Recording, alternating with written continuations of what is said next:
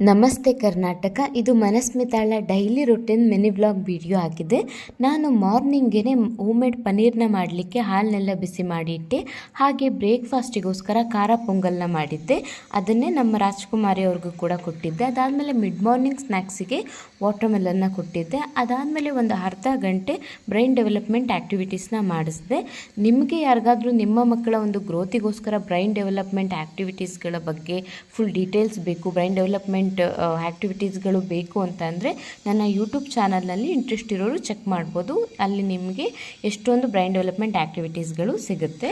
ಮನೆಯಲ್ಲೇ ಮಾಡಿದಂತಹ ಪನ್ನೀರಿಂದ ಒಂದು ಪನ್ನೀರ್ ಫ್ರೈನ ಮಾಡಿದ್ದೆ.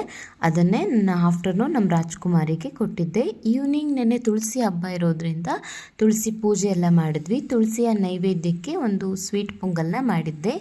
ಈವ್ನಿಂಗ್ ನಮ್ಮ ಬೆಂಗಳೂರು ವೆದರು ತುಂಬಾ ಚಳಿ ಇದ್ದಿದ್ದರಿಂದ ಪಕೋಡ ಮಾಡಿದ್ದೆ. Follow for more